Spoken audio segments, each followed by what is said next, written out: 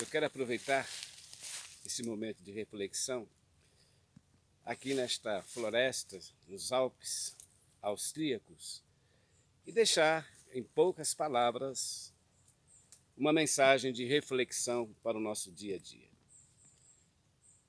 Eu estou aqui pela segunda vez nesse lugar, Áustria, onde está instalada a Remar. A Remar é uma ONG que está em 74 países e ela possui instalações próprias. Vive pelos seus próprios recursos. A Remar, na minha opinião, é uma das maiores obras filantrópicas evangélicas que eu já vi. Eles dão toda a assistência, toda a cobertura, e essa cobertura vem do Senhor Jesus Cristo. Pastor Miguel Dias, que fundou a Remar há mais de 30 anos atrás, ele é um espanhol, e na cidade de Vitória, na Espanha, ele fundou esta organização cristã, evangélica. E o objetivo desta missão é resgatar os dependentes químicos que vivem nas drogas e não têm razão para viver. Jesus diz: o Filho do Homem veio buscar e salvar o que se havia perdido.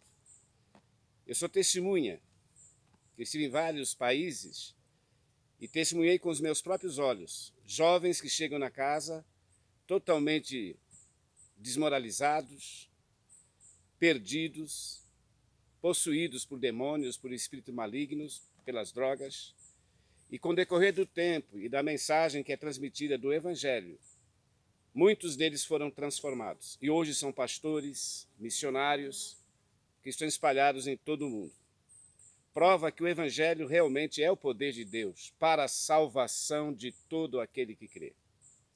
Querido, aproveita o teu tempo, porque o tempo passa e não volta mais.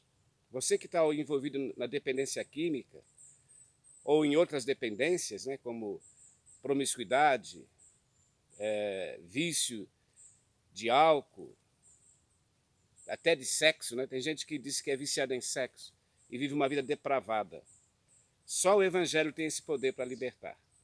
Porque o próprio Jesus disse: quem comete o pecado torna-se escravo do pecado. Mas se eu vos libertar, verdadeiramente sereis livres, e conhecereis a verdade, e a verdade vos libertará. Estive hoje pela manhã, aqui nas dependências da Remar, dando uma ministração da palavra para dezenas de jovens, e o que é impressionante é que todos eles estão em busca de uma luz, e essa luz é a palavra. E eu tive a honra de ser convidado pelo pastor Paulo de Oliveira para estar aqui fazendo esse trabalho de evangelismo, de ministração da palavra.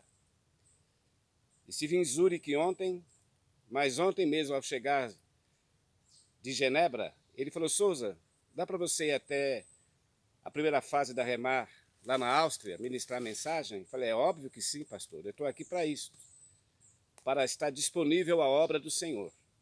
Eu não sou missionário oportunista, que vive à caça de ofertas e de agendas para pregar nos grandes templos. Claro que eu prego nos grandes templos, mas eu tenho o prazer de pregar para esses jovens que estão na angústia, né, na depressão, e as drogas não é a solução. A solução é Jesus Cristo. E ali tem ingleses, italianos, croatas, portugueses, espanhóis. Eu sou o único brasileiro que tem esta graça de Deus e está no meio deles.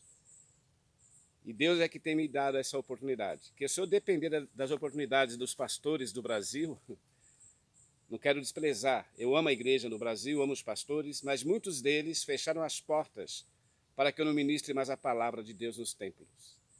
Mas eles estão perdendo tempo, porque se recusarem a minha participação nos cultos, o que não falta é almas para evangelizar. Há milhões de pessoas espalhadas pelo mundo precisando de ouvir essas palavras. E não é no templo que eu me sinto bem. É claro que eu gosto de estar com os irmãos, ministrar a palavra de Deus nas igrejas, mas se as igrejas não me quiserem, o mundo está aí. Jesus diz: ide por todo o mundo e pregai o evangelho a toda a criatura. E isso, para mim, é a minha razão de viver. Viver para servir. Porque Paulo diz: eu não vivo mais, mas Cristo é que vive em mim. E se Cristo vive em nós, ele nos move pelo seu Espírito Santo para irmos de encontro às almas perdidas. A palavra de Deus diz que vale mais uma alma salva do que o mundo inteiro perdido.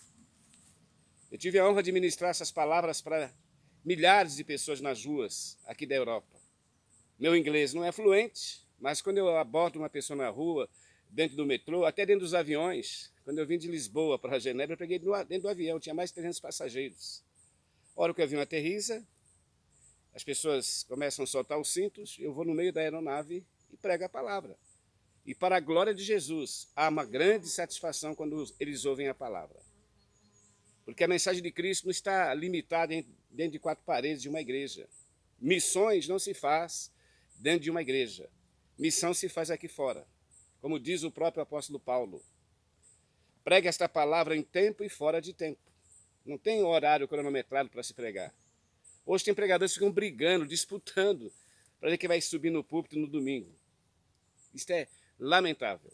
Não sou contra os evangelistas e pastores que pregam na igreja. Pense bem. Louvo a Deus pelos pastores, pelos evangelistas que estão na obra do Senhor na igreja. Tem que haver igreja, tem que haver pastores. Nós evangelizamos nas ruas, nas praças, e depois indicamos para as pessoas procurarem uma igreja próxima à sua casa. E os pastores vão dar continuidade a esta mensagem, e aquilo que eles ouviram na praça vai ser complementado na igreja. Isso é muito bom. Eu não sou ignorante. A igreja faz parte de Jesus Cristo. Como diz Paulo, Cristo é o cabeça da igreja e nós somos membros particulares do seu corpo.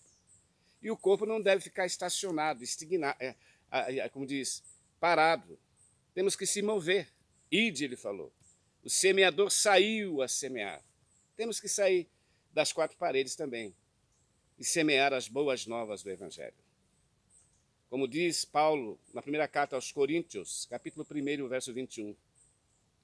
O mundo não conheceu a Deus pela sua própria sabedoria, nem pode conhecer.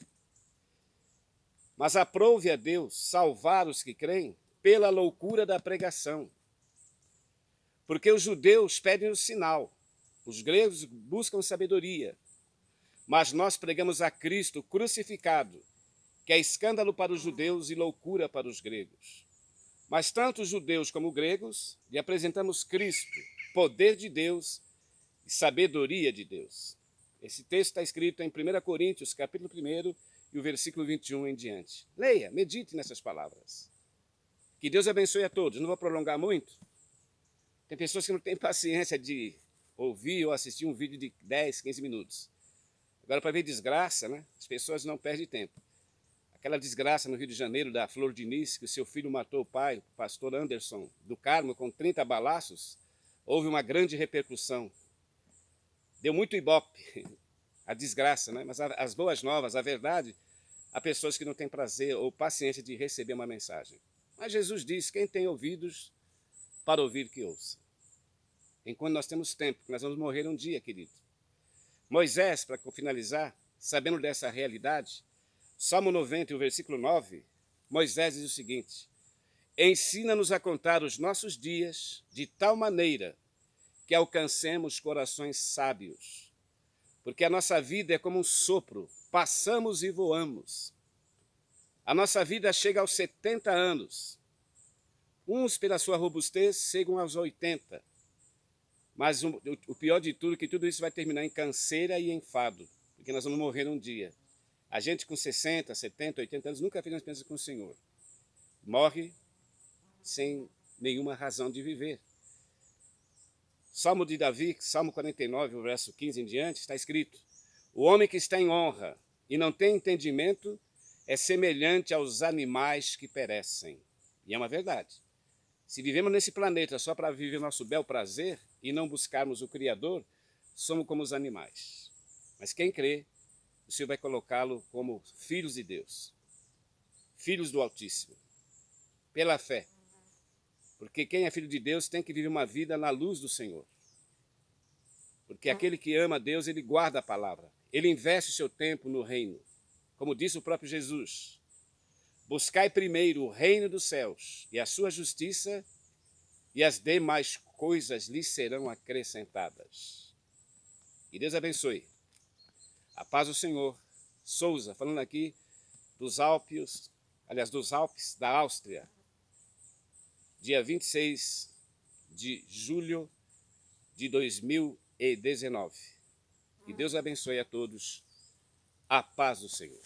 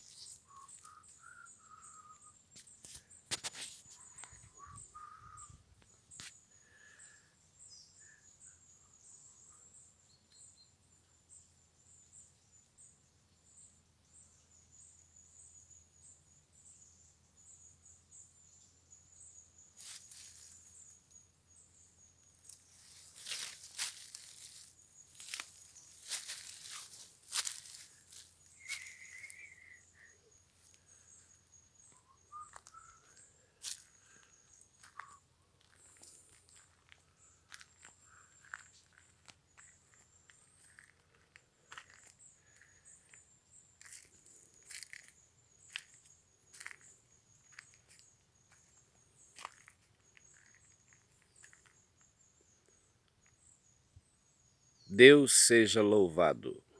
Amém.